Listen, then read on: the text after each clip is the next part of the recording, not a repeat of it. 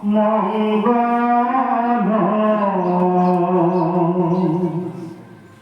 জাগ যোগাদিৰো হৰি নাম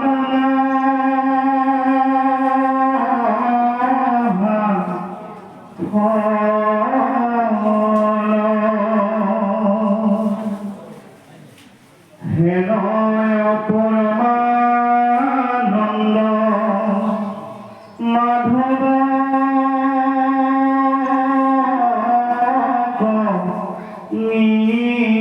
নিত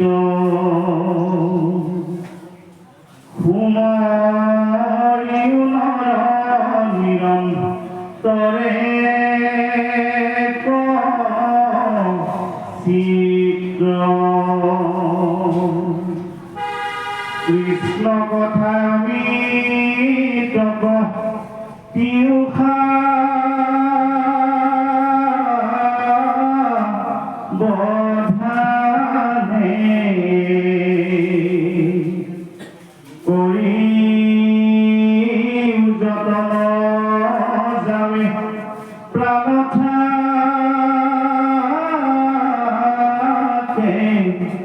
মানে ও ৰাম ঘূৰ কলি যুগে মন মতিন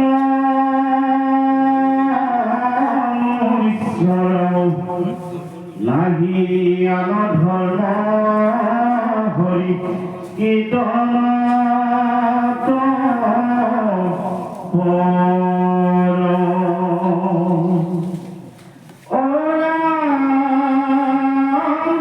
হৰিৰত আছে কলি কীট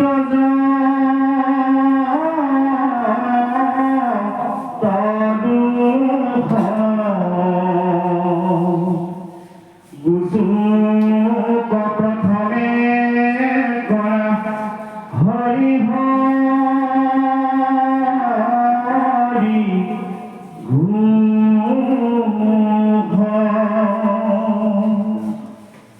কৃষ্ণ চৰণে কৰি অশেষ প্ৰণতি অচুৰিত কিংকৰ শংকৰী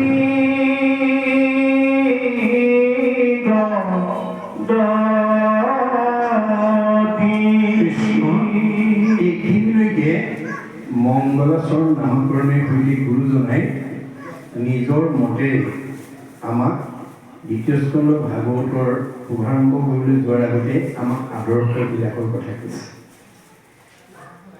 কি ক'ব বিচাৰিছে যে আমি প্ৰত্যেক গৃহস্থী ঘৰত আমি বাস কৰি থকা পৰিয়ালৰ সদস্যসকলে প্ৰত্যেক দিনে ক'ৰবাত নহয় ক'ৰবাত আমি যাত্ৰা কৰি যাওঁ আৰু প্ৰত্যেকেই আমি পুৱাৰ পৰা গধূলালৈকে কিবা নহয় কিবা এটা কাম কৰোঁ।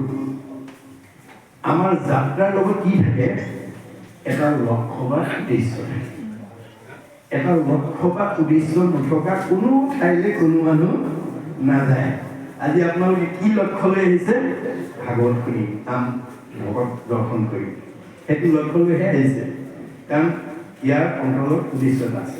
আজি ভাগৱত শুনি ভকতৰ লগত নাম গাওঁ, ভকতক দৰ্শন কৰি লক্ষ্য উদ্দেশ্য নোহোৱা কোনো মানুহ কলৈকো নাযায়।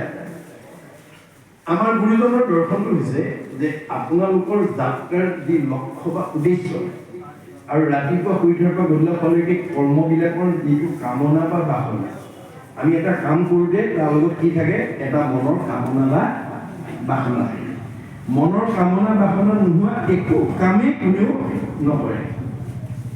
মনত ৰাখিব পাৰে কিবা এটা কামনা বাসনা আমাৰ তাৰ লগত জড়িত হৈ থাকে। এতিয়া প্ৰশ্ন হ'ল যে আপোনাৰ যাত্ৰাৰ লক্ষ্য বা উদ্দেশ্য আৰু কৰ্মৰ যিটো কামনা বা বাসনা কোনে পূৰণ কৰিব? শংকৰদেৱে কৈছে ভগৱন্তই পূৰণ কৰিব। ভগৱন্ত পূৰ্ণ কাম, আমি অকাম।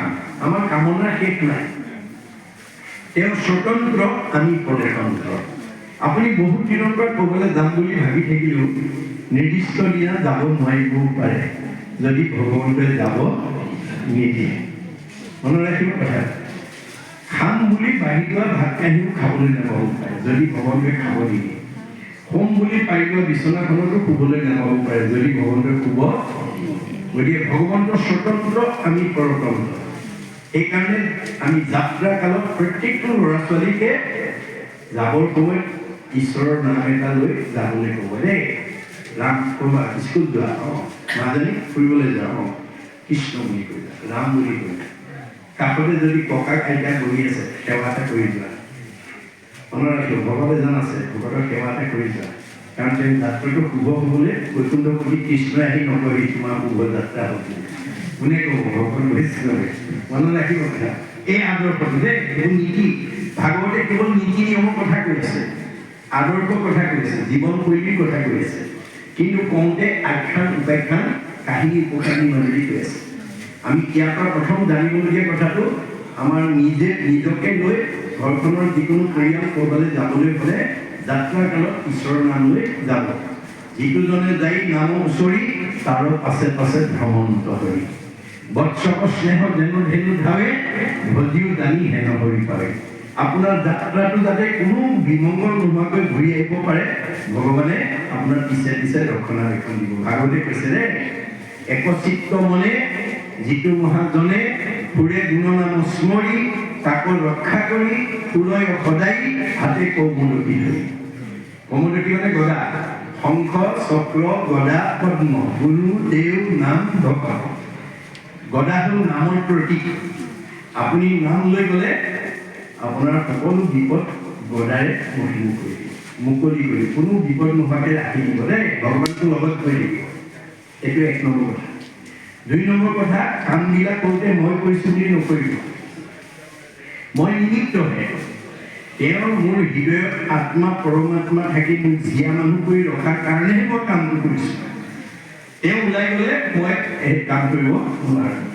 গতিকে মই নিমিত্ত, কৰ্মটো তেওঁ কৰাইছে। গতিকে যত ধৰ্ম কৰ্ম কৰা কৃষ্ণত অৰ্পণ, তেৱে অপ্ৰয়াসে সিজি দেশক প্ৰয়োজন। মনত ৰাখিব দাদা। মই কৰিছোঁ বুলি ভাবি কৰিলে যশোদাৰ নিচিনা হয়।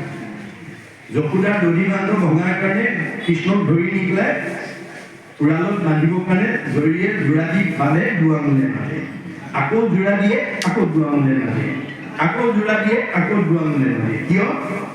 মই বান্ধিছোঁ, মোৰ পুত্ৰক বান্ধিছোঁ। মই মোৰ বুলি ভবা সময়লৈকে ঈশ্বৰে বান্ধি দিয়া নাই।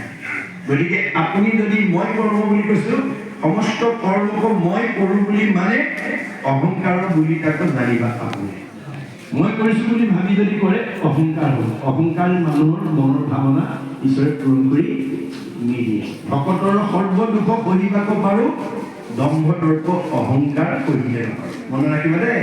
সেইকাৰণে তেওঁ এই ভাগৱতৰ দ্বিতীয় স্কন্ধ ৰচনা কৰাৰ আগতে এই কথাকেইষাৰ ভগৱানক তেওঁ চিন্তা কৰিছে। কি বুলি? জয় জয় কৃষ্ণ দাৰু স্মৰণ মংগল, জাগ যোগাদিও হৰি নাম মহাফল। যে আপুনি ঈশ্বৰৰ নাম যদি লয় মংগল হ'ব, আৰু যদি নলয় অমংগল হ'ব।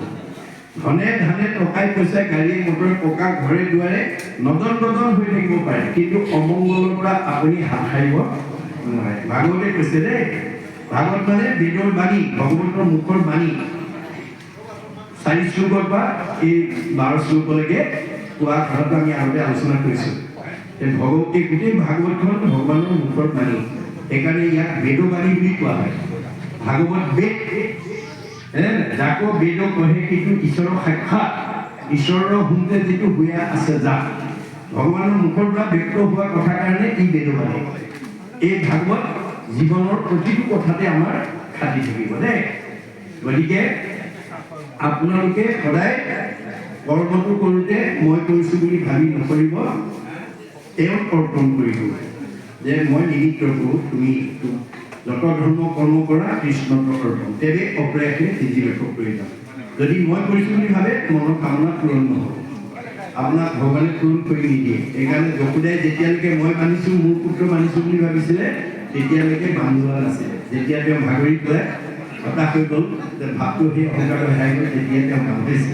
এটা উদাহৰণ দেই তাৰপিছত কৈছে যে সুমংগলে অমংগল জানে কৃষ্ণ বিনে অমংগলে সুমংগল কৃষ্ণৰ কীৰ্তনে সব ধন ধান টকা পইচা থাকিলেও আপুনি আপোনাৰ পৰিয়ালটো ঘৰখন অমংগলৰ হাত খাইব নোৱাৰে যদি ঈশ্বৰৰ নাম লয় মংগল সেইকাৰণে আমি নিজক মংগলে ৰাখিবলৈ হ'লে ঈশ্বৰৰ নাম ঘৰখনত পুৱা গধূলি ল'ব লাগিব পুৱা গধূলি ধূপ ধূনা জ্বলিব লাগিব প্ৰত্যেকখন ঘৰতে আজি ডেকা বাপৰ দৰে আজি তেখেতৰ আৰ্থিক ভাল ধুনীয়াকৈ বনাইছে কাৰোবাৰ বেয়া খেৰ বাঁহেৰে বনাব কিন্তু আমাৰ উপাসনাৰ থান অকণমান লাগিবই নহ'লে নাই মোমাই কণা মোমাই বুলি কোৱাৰ দৰে স্থায়ীকৈ নোৱাৰিলে অস্থায়ীভাৱে হ'লেও ঘৰতে অকণমান আৰবে দি হ'লেও মানে ঠগীতে গুণমালা কীৰ্তন এখন থৈ হ'লেও ল'ৰা ছোৱালীকেইটাক লৈ পুৱা গধূলি ধূপ ধূনা জ্বলাই ঈশ্বৰক সেৱা কৰিব আৰু ক'ব ডেকা বাপৰ দৰে বৰুৱা বাপৰ দৰে দেউৰী বাপৰ দৰে হাজৰিকা বাপৰ দৰে মোৰো বনোৱাৰ হেঁপাহ আছে কিন্তু মোৰ এইকেইটা অভাৱৰ কাৰণে মই বনাব পৰা নাই কিবা কৰি মোৰ মনৰ বাঞ্ছা পূৰ্ণ কৰিব বাছ আপুনি ভগৱানক ক'ব আপোনাৰ মনৰ বাঞ্ছা পূৰ্ণ কৰিব ভগৱানৰ হৃদয়তে আছে কিন্তু ক'বলৈ নাপাহৰিব তেওঁ ক'ব লাগিব যদি আপুনি নোকোৱাকৈ গোটেই জীৱন হৈ যাব আপুনি গুৰু কি বনাব নোৱাৰিব আৰু আহিকনা গুণকনা হ'ব মানুহৰ জন্ম পাই যদি আমি ঈশ্বৰ সেৱা গুৰু সেৱা নকৰোঁ আমি আকৌ গুৰুকিলৈ যাব লাগিব আমাৰ জীৱনটো মনত ৰাখিব দেই এই কথা আমাক কৈছে নিয়মৰ কথা কৈ আছে গতিকে